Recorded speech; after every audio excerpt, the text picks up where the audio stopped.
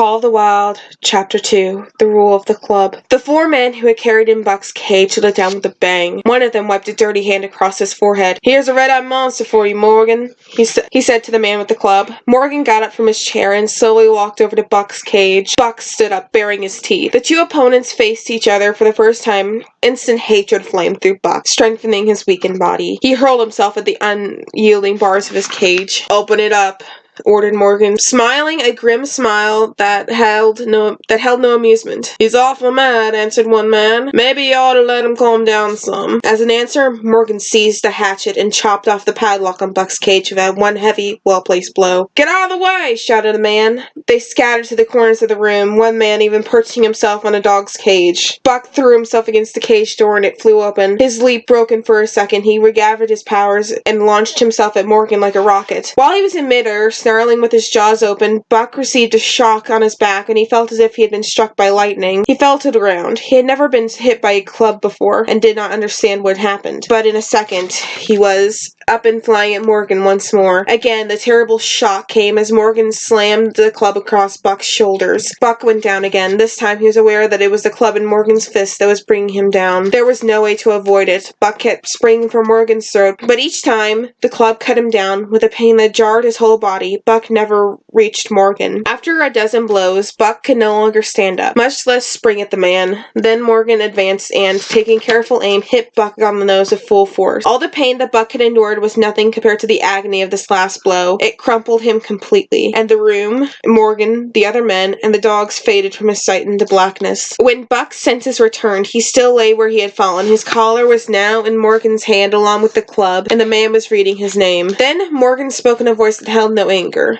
"Now, Buck, you know who is master here. Behave and there'll be no clubbing." He reached out his left hand and patted Buck's bleeding head. Buck did not have the strength to bite the hand even if he wanted to. Yet, though he hated Morgan, he did not want to bite him. Buck understood that he was now under the rule of the club. The club had beaten him, but it had not broken him. It was a lesson to be learned, Buck reasoned. In this new life, a dog stood no chance against the man with the club. So Buck gladly accepted the water and food that Morgan brought him. In the next few weeks, he made no moves towards Morgan. He simply ate, drank, and recovered his strength as his wounds healed.